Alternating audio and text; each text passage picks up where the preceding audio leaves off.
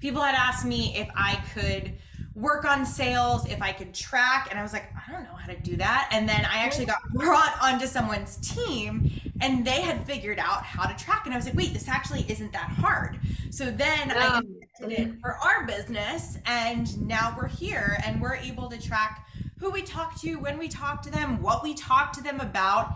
And the longer we work with people, the more success we see, because a no in February can be a yes in October. And we have that data and we know how to talk to that person, and we know where they were at in February and why we got that no and how we can get it in October.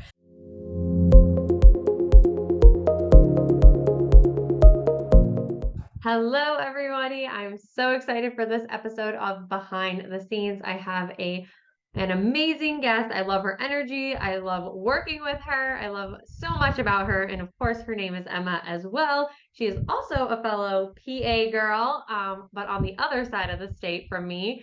And she is the founder and CEO of Right Hand Glam, the engagement agency. And so I'm going to let her introduce herself and how she got started in this crazy journey of entrepreneurship. Such like a, I always think back to it. I'm like, what was I doing? Like, I'm still like, what am I doing? But like, I really did not know what I was doing. So I'm Emma. I live in the suburbs of Philly, but I live closer to Wilmington, Delaware, but nobody ever knows what that means. So we just run with Philly. I am 25. I am a cat and dog mom. When I'm not working, I'm either at rehearsal or in London, which is that's me in a nutshell. I just like, everyone's like, oh, you're going to London again? I'm like, yes, that's my happy place.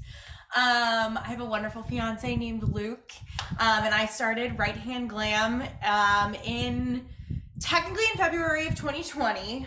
Didn't really get serious about things until June of 2020, and then my business blew up, and I didn't know what to do with it. So I actually got started with engagement when a tanning salon reached out to me and was like, can you do this thing where you log into people's accounts and you just like comment on their stuff so they'll start following me? And I was like, yeah, I can totally do that. And I was like, this is fun. And I got really good at it. So I launched Right Hand Glam originally for influencers, and we would work with people. We had a couple clients that were long term, but Yeah. most of our clients were only with us 1 or 2 weeks, which is why we've worked with 250 clients. We regularly now work with about 30 clients a month, um, Yeah. with people staying with us typically 4 to 9 months, but we've had people stay with us for a year plus, which is pretty amazing. This version of Right Hand Glam did not launch until June of 2021. People had asked me if I could work on sales, if I could track, and I was like, I don't know how to do that. And then I actually got brought onto someone's team and they had figured out how to track, and I was like, wait, this actually isn't that hard. So then I Um, implemented it for our business, and now we're here and we're able to track who we talk to, when we talk to them, what we talk to them about. And the longer we work with people, the more success we see, because a no in February can be a yes in October. And we have that data and we know how to talk to that person, and we know where they were at in February and why we got that no and how we can get it in October. So it's been a really crazy evolution. I made my first 2 hires 6 months into my business, had no clue what I was doing. I was like 21, 22 at the time. I didn't even know that this whole world existed. And then I met a couple people and they were like, you should check out these like communities. And I was like, hold on, there's this whole other side of the internet where people are making a ton of money doing this and they don't hate their lives. So right. I made the mistake of quitting my job in January of 2020, but who could have known to do this? And now we're here, and I'm like happier than I've ever been, living the life that I didn't even know I could live. I have a freaking amazing team of a full-time employee and 5 other contractors. We serve 30 women from around the world. I host my own program where I teach people how to do what we do. And I'm at a point where I feel happy in my business. Am I craving more Yeah. all the time? Yes. I feel like we're all always craving more, but I am really happy in what I'm doing. And that just feels so good. I mean, as a visionary, I feel like we're constantly coming up with new ideas and we're Yeah. always going to want more, but that is just the goal getter, the visionary, we want to help more people. And I love your story because your story matches, like, I feel like we have so many similarities in our story, whether you know that or not. Cause like I quit my job at the start of the pandemic as well at 22 and single mom life. Well, I was with my fiance now at the time, but still we weren't like super serious yet. But so many things of what made you want to take the leap um out of corporate so young. Like I know I've dealt with the issue of, or the mindset issue of, I feel like I'm too young or people don't respect me. So kind of, can you talk us through what your experiences and lessons learned on that was jumping out of or corporate into this so young? Yeah, I think a lot of people don't realize that I'm as young as I am. It's always like my birthday, and then my birthday was a couple weeks ago. We're filming this in July, Yeah. and people were like, "I'm sorry, you're only 25," and I was like, Right. "Oh, yeah." I think people a lot of time think I'm much closer to 30, Yeah. which thank you so much. It really all goes back to mental health for me, and that's a Yep. huge pillar of what I teach, what I preach. I was diagnosed with bipolar disorder when I was 18, and I was at the time pursuing a degree in international affairs. I was in the number 7 program in the country. I was interning on the Hill, the whole 9 yards. Oh my And my life God. just fell apart. So Oh I my God. transferred home to go to. I was at George Washington University in DC, and I transferred home and went to Temple in Philly, which was like my That worst nightmare. transition. I was like, that's not. This is not what I wanted. This is not what I planned. Yeah. And I ended up with a degree in anthropology. I graduated a year early, which was like one of the biggest milestones of my life because I thought I was going to be in college forever at the rate that I was going. And then summer of what should have been my junior year, I was like, Mom, I think I have enough credits. And she's like, no way. And I was like, no, I think I do. And I met with a counselor, and she was like, yeah, no, you're graduating in May. And it was amazing. And people a lot of the time are like, anthropology, like, how does that work with social media? I'm like, it's storytelling.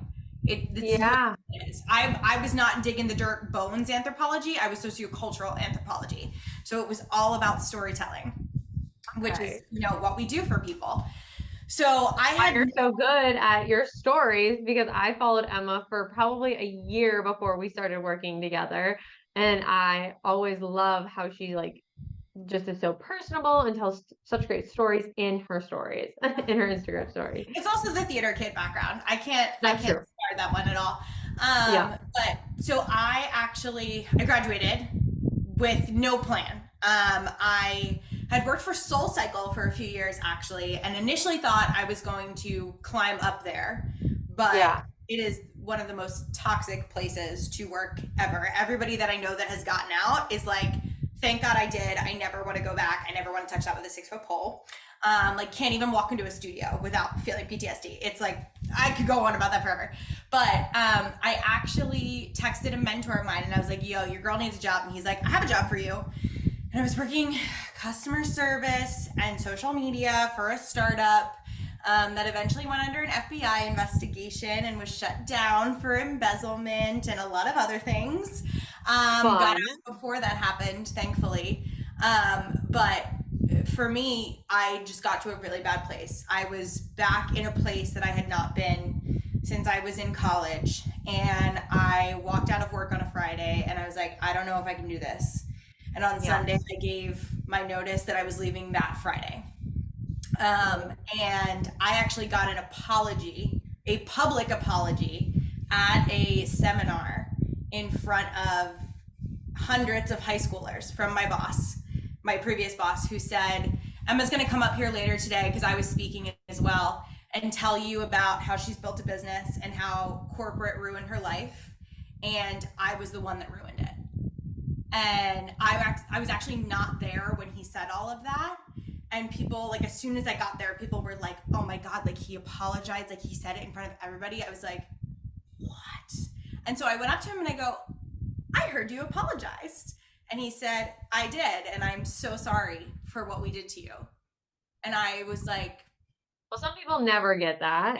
some people never get that. And so Yeah. I was so grateful. And when I left my job, I was also I was doing what every 20-year-old does. I was working 4 jobs because I didn't know what to do. So I was a spin instructor. I was teaching 9 to 12 classes a week, Oh, um, which I don't recommend doing. I was hostessing. I was working at the gym that I was teaching at, and I was starting to get all of this off the ground. And it was all for my mental health. And then when Right Hand Glam started bringing in money that I didn't even know it could, right. and the pandemic happened, and I couldn't work in restaurants and I couldn't work in gyms. It was really my only option, and it kind of just worked. I really have no explanation for like how or why, besides no one was doing it. Right. And that's how we were really able to capture the market and position ourselves as the experts everybody knows us to be at this point. Everyone who comes to me is like, I heard about you from XYZ, or like you, I followed you forever, and like now is finally the time. Community is something that has always been really important to me. Authenticity is something that's always been really important to me. Sharing my story is always something that's been important to me. And I think that has just naturally attracted some really great people to us, and why we've been so successful. And I think the way you ladies run the agency of tracking, because Emma is also a ClickUp girly, which I was a main reason I was like, they are a perfect fit. But it's also the genuine tracking, which is hard to duplicate or teach in some. And I've worked with a lot of businesses that they try to implement social sellers or engagement people or like someone else to jump into the DMs. And it's really hard to teach like just how to genuinely connect with people in Mhm. the DMs in a not spammy way, Yeah. because that is one of the biggest trends I've seen in the past 2 years in entrepreneurship is like that whole push for social sellers, but they only teach the one size fits all. Like the amount of people that end up in my DMs and say like, "Oh, do you want to be a better mom or do you want to be a better business owner?" And like this, that, or the other thing. I'm like, you've never once talked to me, asked me if I'm struggling with that. Like, thank you for assuming that I'm a bad mother. Like, those kind Yes. of DMs grind my gears. So I would love to hear how you kind of implement that, because you said authenticity, which is rings so true, and just the structure that you've been able to create inside the agency. Yeah. A lot of people have asked me how I hire, how I find my team. And I say, you're going to hate this answer, but I hire on vibes. Like, I'll have a conversation with someone and I'm like, you fit the vibe. Come party with And us. that's So how I picked you guys. it's a vibe. It's a vibe. It's a Yeah. party. I think when you know, you know. So Chloe, who is our director of strategy and operations, she is our full-time employee, and we were connected through a mutual who was like, I think Chloe would be really good at this. And she has a background in theater, and she is a micro influencer. Great. You already know how to build connections and talk to people. You're in. Welcome. I had someone else who ran their own agency and is a marketing mentor, and she was like, hey, you hiring? And I was like, I'll hire you, absolutely. Another one of our team members worked for that same person, and she referred me to her. And her clients cannot shut up about how much they love her. I've hired people who have gone through my program, Right. and I think when I put people through my program, or people put themselves through my program, they Yeah. already know. And the reason I say vibes too is because you can't teach someone how to talk to people well. It's an intuitive thing. And I will get questions inside the Engagement Academy all of the time where people are like, how do you say this? How do you say that? I'm like, it is completely dependent on the conversation that you're having, who you're talking to, what kind of voice you're emulating. That's not something that can be taught. It's like yoga. It's something that you need to practice.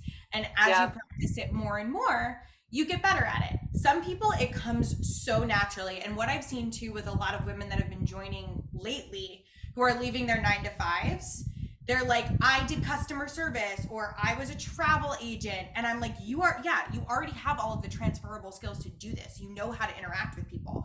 And that's what's going to make you really good for this team. I think in terms of structure, I've done a lot of stepping back and stepping out. So a lot of people ask, do you have clients? Like, yes, I do engagement every single day for clients. I do have clients. But Chloe handles all of our monthly strategy calls with our clients. She oversees the team. I mean, of course, I do too.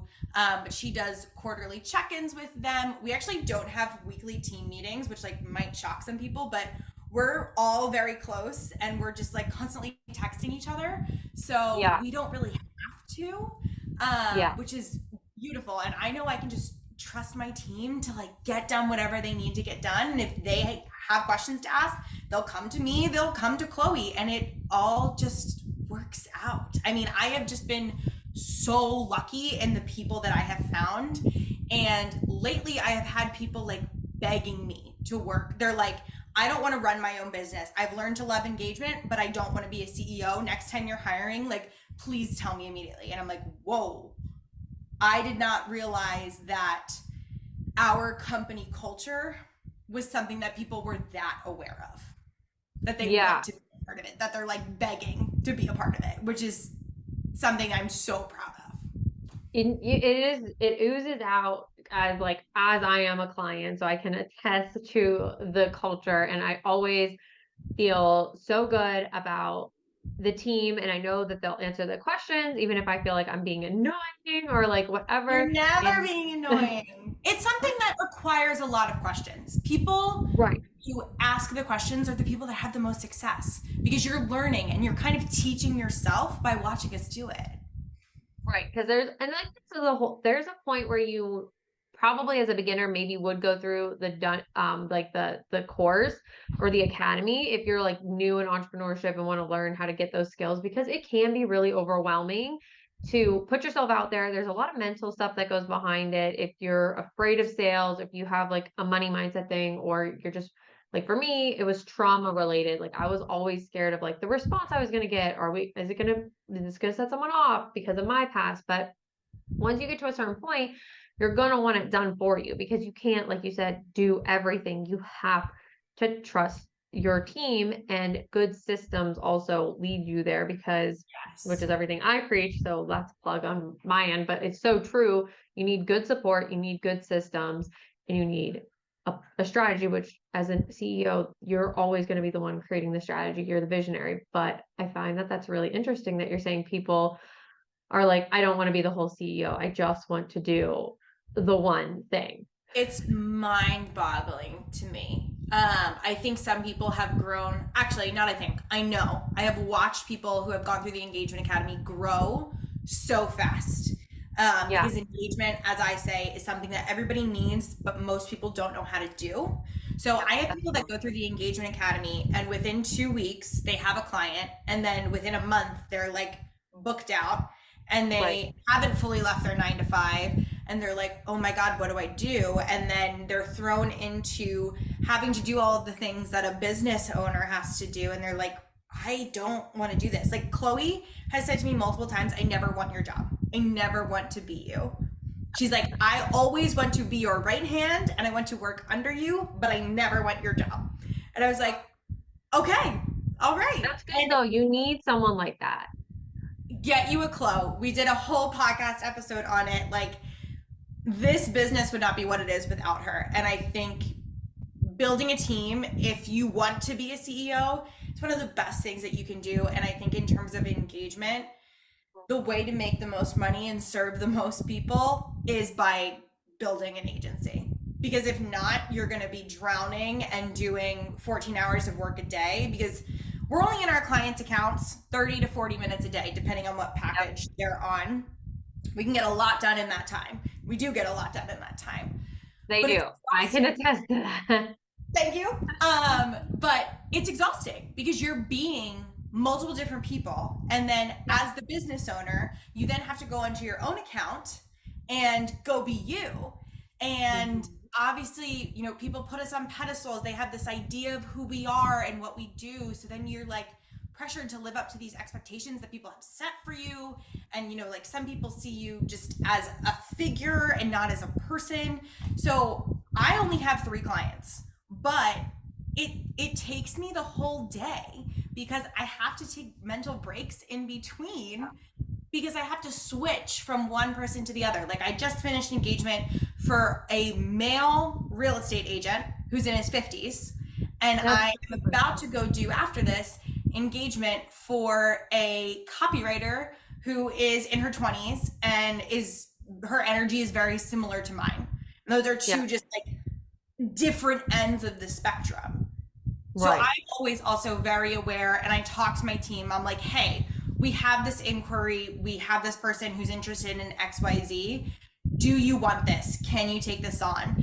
And they will be like, yeah, you know what? Sure. Or they'll be like, no, actually, can I wait, you know, another month before I take on another client? Or can I do this? And I'm like, absolutely. Because I know how exhausting this is, because I have done way more clients than I was able to do when I first started out, and it was just me.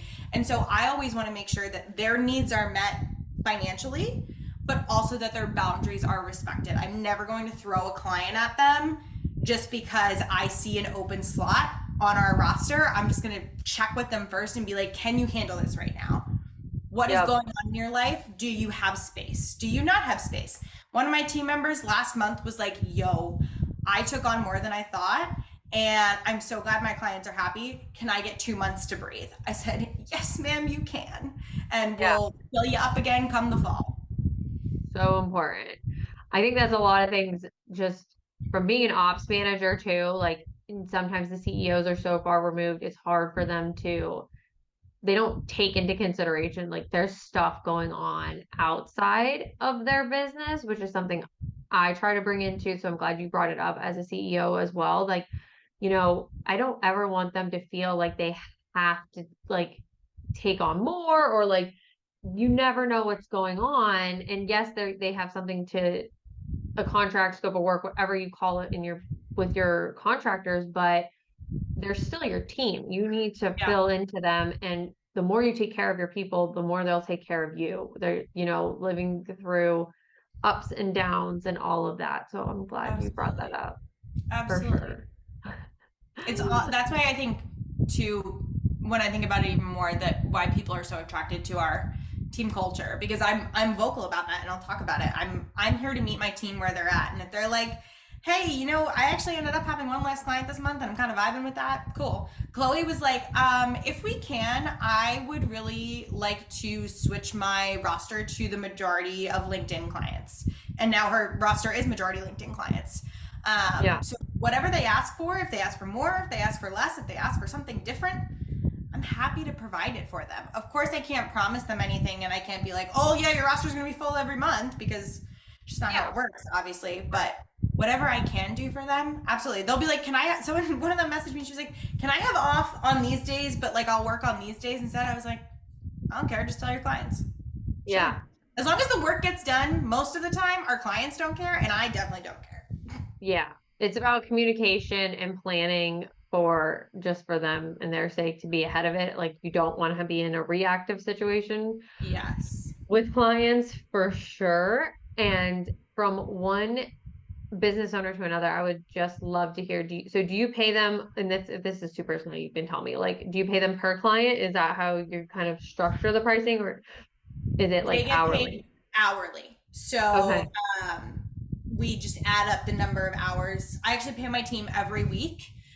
So every single Friday they get paid. I mean, usually, you know, by the time a bank deposit hits, it's Monday, but every Friday they get paid, and it's for the number of hours that they worked that week. You know, any kind of hourly job that you would do.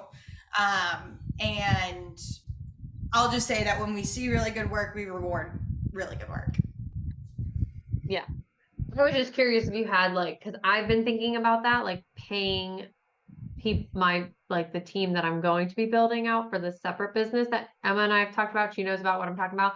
I was playing around with the idea of a client-based pay system because I feel like that might work. So I was just curious if you had. I mean, I think you could frankly do either. Like I could, you know, add up the amount it is and then just be like, you know, here's what it is per client. But my team really likes being paid hourly and weekly. Yeah. And for some of them, it is just a side hustle. For Yeah. some of them, it is their main source of income. So they'll be more flexible on what they want. But I've really liked hourly, have had no complaints about hourly. I think for engagement too, it works really well because it's not a super big time commitment and it's super Right. flexible. You can do it from anywhere. I mean, we have team members that are in France and Italy. So it's just a system that works. Yeah. Gotcha. Yeah, that was me being nerdy CEO, No, like I love it. questions. I love it. I think hourly for team members works really, really well. Yeah. Mine are, I like starting them on hourly and then switching them to like an average, like retainer just for Mhm. my like financial expense. I like knowing predictability. But that's just me and my team loves it. Um, if they don't, like we work with them. Like you said, you kind of have to meet people where they're at for sure. Mhm. Um, and to kind of go back into some of the engagement and because there's so much we could cover, so much we can talk about because So I love much. Emma's insight and she is got some great insight into building an agency as well. But I definitely want to talk about engagement in the sense of community. And I know we had been talking before we hit recording or before we hit record about referrals and your kind of I don't know, expectation, thought, prediction of them dying out. So Yeah, I'd love to I hear that. I've seen it and heard it left and right, and people are coming to us and they're like, I gotta start from scratch. I had an onboarding yesterday, and I was like, we always go through data mining, and for some people that can be our jumping off point, and we'll talk about what data they have. I have a client who's a copywriter, for example, and most of her stuff is VIP days. So when we onboarded her, I said, I want a list of everybody who did a VIP day with you last year, and we're going to check Yeah. in with them as the first thing that we do to Yeah. kind of get a feel for whether or not they might need another VIP day. But I onboarded a client yesterday who was like, listen, we have 0 leads in the pipeline. I don't have an email list. So we just got to start fresh. And that's totally fine. And so from there, we're just managing expectations of, listen, we're going to take probably about a week to find new people, bring them into before we even bring them into your network, bring them to the table for you. We give that power back to the clients and we say, yes or no, let us know about all these people and what you think. And then we go from there, because there's no point in wasting time on engaging with someone that doesn't like the client up. Yep. So we will start with that process. But then there has to be the expectation that this is going to take time. And my favorite kind of clients, and you are one of them, are the people that came to the table and said, look, I understand that 6 weeks from now, you might not have someone who's ready to get on a call, and that's fine. Because when you are bringing someone into your network for the first time, they need to get to know you, get accustomed to your content. It's just not going to happen overnight. Sometimes it does, and that's a wonderful thing, but we don't rely on that. We can't predict that until we start talking to people. Yeah. So the data points are really where we start. If we have a ton of it and we can leverage it, awesome. If we can't and we're bringing new people in, which I've seen more and more, then it's going to take a little bit of time. And that has come with referrals dying out. People, I think, I have started talking about how I think this is the hardest year of business for people who started their businesses during the pandemic, because this is the first quote unquote normal year. And for people who were not doing this prior to the pandemic, we don't know what that looks like, myself included. So it's been a really weird ass year. And I feel like we're trying to find our footing all over again. And I feel like I see it every 6 months. You just see a ton of people drop off. It's like you find this account and this person that you haven't talked to in forever, and you realize they haven't posted in a year and they're gone for one reason or another. Maybe they were like, this isn't for me. Maybe their business wasn't taking off. Maybe they wanted to go back to a corporate job. There's Seen a lot of people going back to I see a either lot of people going back. corporate or part-time something this. Um, I've seen quite a few business connections this Right. year do that. So then you're losing out just on bodies, right? Those Right. people are now gone. But also, maybe the people that typically referred you have referred you to everybody. And if you do your business right, over time your prices have likely gone up. So Right. maybe people are coming into their network that you could be a referral for, but they couldn't afford you, right? So like I had someone big name who I'm tight with reach out to me and she goes, I have a mentee who's looking for an engagement strategist. Can you recommend someone for me? And I don't take offense to that. It's just someone who's not as far along in their journey that we are within their budget. And Right. that's absolutely fine. So I'm more than happy to tap into the network of 120 people that are in the Engagement Academy and be like, hey, this person is looking for someone, Yeah. who has room, who's a good fit. That's totally fine with me, right? So like that referral is not coming for me to me. Yeah. I'm just the middleman there. Yep. And so we have to remember that one, people might have referred you to everybody who has you in their budget at this point, and two, a lot of people that were referring you might be gone or might have pivoted their business completely. You have a lot of people, of course, that go from service providers to coaches, and maybe the Yep. people that are coaching are not the people that need you. Yep. I think just an also observation on the topic is that in the past 2 years with all the weirdness and the boom in the online, people partnered up and did referrals, but did them in a way that wasn't genuine or authentic, and they just did them for the commissions. So I think that that's Yes. another big thing that I've seen is you've kind of lost, some people have kind of lost their trust to refer out. I don't know if I'm wording that correctly, No, I but completely agree with you. And on the yeah, topic of referral partners, if you were with someone who, say you're a copywriter and you had partnered with a web designer and you said, I'm going to refer all the projects back and forth to you and you have that mutual agreement, what if one of you no longer has a business, right? Now you've lost out on all of the referrals that you were relying on. So if you're the web designer and the copywriter is now gone, do you have a strong enough relationship with another copywriter that is willing to pair up with you or vice versa? or you weren't like loyal or partnered with people, because I've seen people say like get on a connection call, say like you want to be referral partners, but then they're not genuinely being referral partners. They're just Right. like, oh yeah, I'm going to say that I'm going to like refer you business, then I never do, and then people aren't tracking that data. So that then they're like, oh, I really don't have that true bond or relationship with that person. And like, as the person who refers out to so many random people, you've now then lost your trust with your audience, and they're not going to take that any other recommendation into account. Like, I can't stand it when everyone's like, oh, referral. I'm like, I'm super picky about who As you goes should be. into, especially service providers, because my clients have struggled to find good service providers. I've talked about this on the channel before. People lie.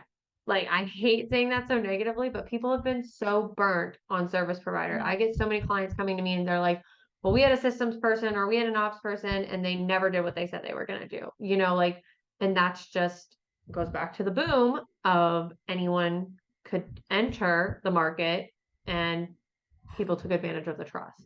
Completely agree. And I think being picky is a good thing. And I'm posting this on my Instagram, but I posted it on my TikTok yesterday that there's no shame in asking. Just make sure you're asking the right people. So, like, Yep. my mentors of 2 years who helped me create my program, I reached Yep. out to them and I was like, listen, you have this new program now, and I would love to do a free training for you if you'll have me make you an affiliate because I know you believe in this program and you refer people to me anyway. I keep having people in my DMs be like, I took their program, they recommended you. Can we talk? Or Yep. like my, testimonial of their work was there.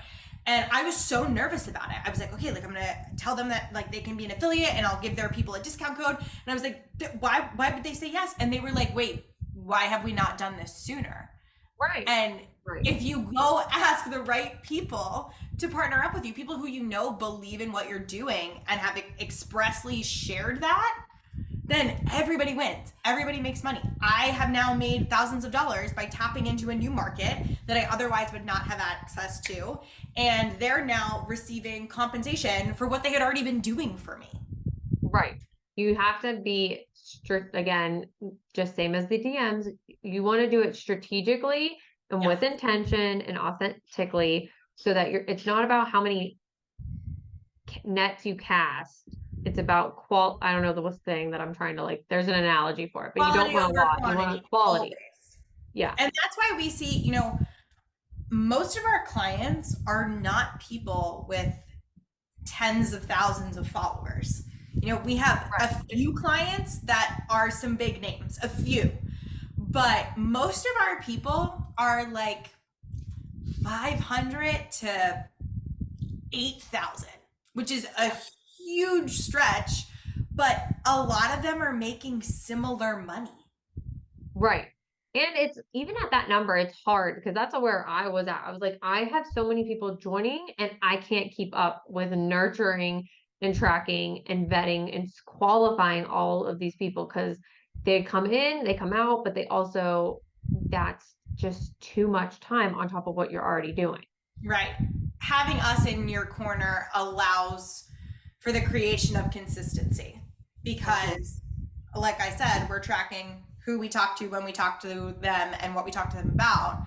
And we know how often to circle back with them. I mean, I've had conversations with people that have lasted days.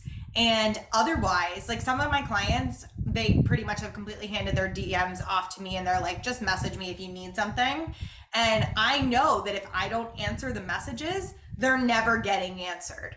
So That's I have seen the consistency that having us in your corner has, allowed our clients to create, and it keeps people warm all the time when you're repeatedly checking in on them. I mean, like I just went through a phase for our client where I circled back with people that we hadn't talked to since like April, May, and they were like so delighted to hear from us.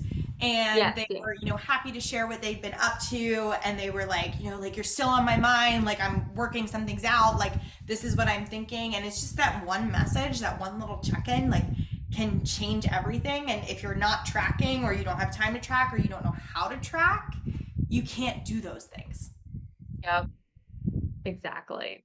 And I totally get that because I'm in my husband's DMs because he is not a person who thinks about social media or doesn't understand it. And I'll be the one like responding to people in his DMs for his business because we'll get real estate investors asking us a bunch of questions and like that and the other thing. And so sometimes it is easier when it's not you doing it because there's less emotion. I feel like when it's your Yeah. business, at least for female entrepreneurs, there's more emotion attached to it.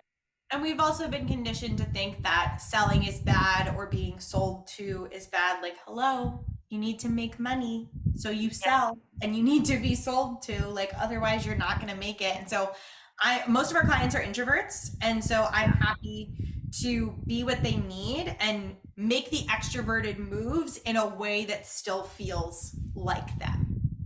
Right. I personally am a believer of I'd rather hear a no. Like I'd rather you tell me no, give me a definitive answer. I will stop bothering you. My biggest pet peeve is when people ghost me. Not that I'm offended by it. I'm just like, it's open ended. I just want a definitive answer. And like, it's okay if it's no. You're not hurting my feelings Not at that it's a all. no.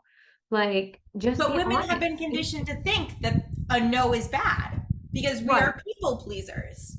Yep. Yep. Because like what you said, there's always those people who are not yet. I had someone who we got on a connection call and she didn't hire me to do a session until a year later. Like we talked before Lila was born and Lila was 1 by the time we had an actual session because she just stayed on my email list, was watching my YouTube channel, like just wasn't sure, wasn't ready. So it's all about nurturing your Yes. audience. 100%. I have people all the time that are like, you know what? Fine. I'm done. I'm ready. Let's do it. And like they've been around forever. Like you had been in my circle for a year. And then the day comes and I literally like do a little happy dance. Like I see someone's like name come up and I'm like, "Oh my god, like finally, like yes." And Yeah. it's so rewarding to know that just by being consistent with getting to know people and frankly just giving a shit about other people, that it does come back around. It might take time, but it does come back around. Everyone's so conditioned, like you said, for the sale, and they think it needs to be a quick turnaround time. And that's something my mentor and I have been talking about because she's been in the industry a lot longer, like as long as I've been alive. And she's like, we are just in a season where people need more touch points, and the sales Yep. process is generally going to be longer. And that is just the Yeah. trend. Shannon McKinstry actually posted, forget if it was on, I think it was on Threads. She said it's not the marketing rule of seven anymore, it's the marketing rule of 7 million. And I was like, Yeah. whew, yes. Because people are just, not converting as quickly, and that's fine. We live in a Mhm. really weird world. Again, first like normal year of business for a lot of us, which makes it an abnormal year for a lot of us. Yep. We're just trying to find our footing again. And money is a weird thing for all of us right now. We live in a very weird economy, and we have been burned, like we talked about earlier. And so we just want to be very careful. And I don't think there's anything wrong with that.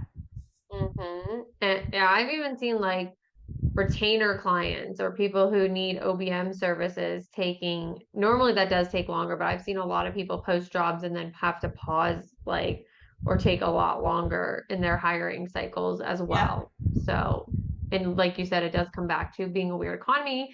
People are nervous, and that's where building that trust comes into play because you're going to convert someone that trusts you and people that you sold to before.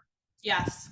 100%. We have people that leave and come back all the time because they're Yep. like, money's tight. I think I can do this on my own. And then they're like, I should have just stayed because I touched nothing and now I have not brought in any more money. So let's just turn that around. Yep. It's just better to keep it consistent, like you said. Amen. Period. But I know we are hitting time here and I want to be respectful of it. So I would love to hear from you. What is one key takeaway the audience should walk away with or lesson learned, piece of wisdom? What do you want to end on? Just be you. And I know it sounds so cliche. I went on a rant about this with the drop of threads about how everyone was like, oh, I can finally be myself. You could have been yourself the whole time. You're like, well, I couldn't say these things on my page. I actually got a fight with someone last night who was like, well, I post things on my personal that I can't say on my business account. And I was like, I say whatever I want on my business account because people seeing me as a human and not just a face on a screen is what has built that trust. I So feel like I'm don't more let that. able to be myself on my business account than I am on my personal. Same. I barely go on my personal account. I hate going over there. I feel much more aligned. I feel like people understand me more. And obviously parasocial relationships are a whole other conversation, but like there are genuinely people that I know so well in the business space because we have just gotten so real about things versus people, from high school and college that like I haven't seen, frankly I don't care about. And I'm it's like, I don't want to look at your stuff. Like I want to look at like what Emma's doing. Yeah, Right. Emma. Like I want to look at what Yeah. Emma's doing and I want to hear about Emma's babies and like that's what I care about. Like I don't care about what Joe Schmo from college is doing. Because So they're not on the same path or they don't like they're there's so many people that don't get the whole online they business. don't And get that's it. a whole nother conversation too of that. And people our age are I don't know, that's like another whole conversation. We could slack about that forever, I feel like. My friends don't get it No, whatsoever. no. They think I'm just doing this little they felt like a little thing, The you know? little thing. A Oh, little my thing. least favorite term. And yeah, that's why I like don't wait for something like threads to do you.